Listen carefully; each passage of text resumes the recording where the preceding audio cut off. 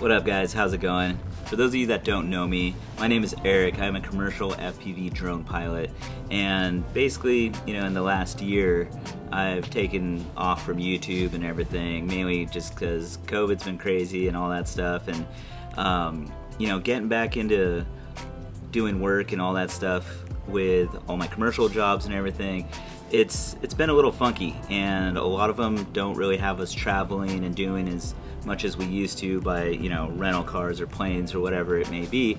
And I thought this would be a perfect opportunity for me to get this, basically what I'm sitting in the back of right now, which is my Ram Promaster 2500, which it's kind of, I'm going to be building it out primarily for production jobs and everything. So power management, the solar, all that stuff's going to have to be going in here, so I could charge batteries and work on things and have adequate just tools and stuff in here that I need for my production jobs, as well as have a place to go sleep in the morning, do whatever. That way I have a little bit of space away from maybe being in a hotel or stuff like that, or whatever it may be. I'll be able to do it all out of this van. So yeah, that's basically where we're at. I'm going to be doing a little bit of a build series, letting you guys know the steps that I'm going to go through building this van, and basically why I got it and what things I am just changing up in general to make it more adequately fit for what I do on a day-to-day basis. And hopefully it all goes well. I'm pretty new to this, and we'll see what I can get myself into. Alright, so one of the first things that I'm going to be working on in this van is the flooring. I do have a lot of these air gaps that I'm going to have right here from the corrugation of the floor going all the way forward, and I do need to raise the floor because, as you can see there in the distance, I did put a 3-row sprinter seat. So yeah, I have kids, I gotta have something I could just take in and out so I have more space when I don't have the kids with me, and something I can put their car seats in if I have to transport them anywhere. But it does have the quick connects, I could take them out, but with those mounts I do have to raise the floor up. And I have seen a couple things that people use to fill the air gaps when they raise the floor up a little bit, and there's a thing called microcell foam, which seems like everybody's using. It's very expensive. I think just to get the foam for this whole van is over $300 and some, and there's a couple things that if I could find another way to do something that's cheaper, I'm gonna do it. There's obviously some components and equipment of things that I'm gonna put in here that you shouldn't skimp on. I'm not gonna do that, but something like foam that I could source in different ways, I will try and find a cheaper way to do it. And one of the solutions I came up with is these. I use these in my shop. These are mats from Harbor Freight, and usually you kind of connect them together and everything. And I kind of was like, what, this is the same exact foam as the microcell, basically. Same stuff, and the thickness of it is very, very close to the thickness of these corrugations. You are going to lose, once you put the weight of the plywood and the glue down and everything and weight it down, it is going to get a little squishy. And what I figured is I'll just cut these. They're very cheap. I want to say $7 or $8 at Harbor Freight.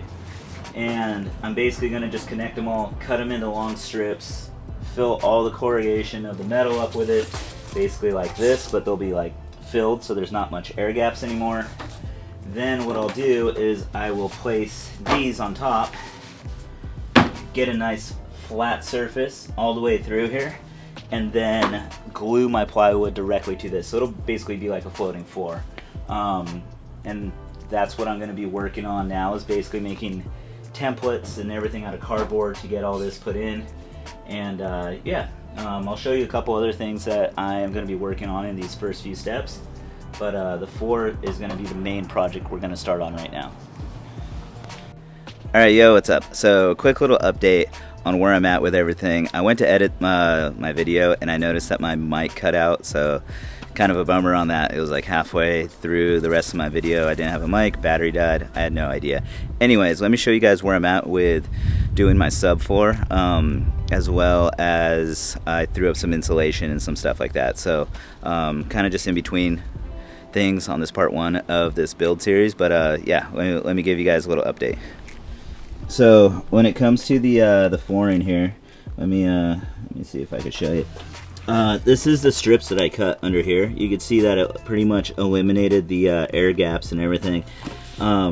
This is the top mat of the subflooring that I'm going to be doing. I need to finish up there, but my local Harbor Freight like just currently doesn't have more of this like padding or whatever. But yeah, I just did some cutouts and everything, made a cardboard template, kind of going off that. That's what I'm going to be using for the plywood also.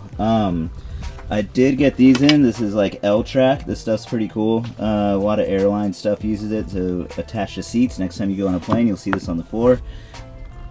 It could hold down quite a bit of weight and things, and I'm going to be putting those vertically on this section. So I'm going to have like some drop-down tables that convert into a bed, so when I am needing this for production stuff, I have tables and everything to use in here on both sides, and then I'll be able to have a bed going across. The wood will drop down, and then I got these IKEA slats that I could always have stored away under this trunk area. And yeah, basically these extend. They're like telescopic. They'll come out like right there. You can see I'll be able to hook them in right here onto a bracket going across that I'll have from these supports that I could adjust up and down. And yeah, it'll be pretty cool to have those. Now coming inside here, going with insulation, I went with the Havelock wool insulation. It's just, I feel like it's a healthier option in general too. You don't have to worry about like fiberglass breathing anything in, any of that kind of stuff. Yeah, it seems to do pretty well already. Like I've kind of ran a little bit of some tests. The roof was really cold, the sides were nice and warm, stuff like that. Pretty much done insulating everything for the most part. I do have some more that I'll fill out once I get the walls going up, but I just need to figure out where I'm gonna be furring everything out inside here, so I could get those walls in, kind of get like a nice straight line going here. And yeah, I'll figure out where I'm gonna put up that L-track. So that's kind of like what's next. Is I'm just kind of waiting for some extra flooring to go there, and then in the meantime I've been doing some of this stuff.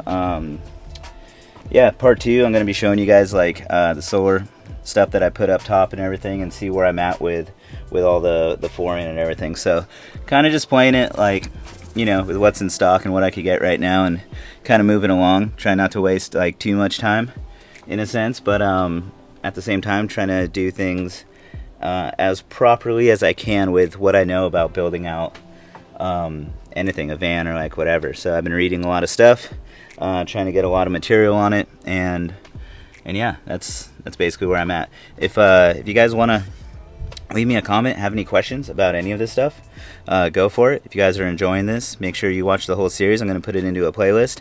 And yeah, thanks for watching, and I'll see you guys on part 2. Peace out.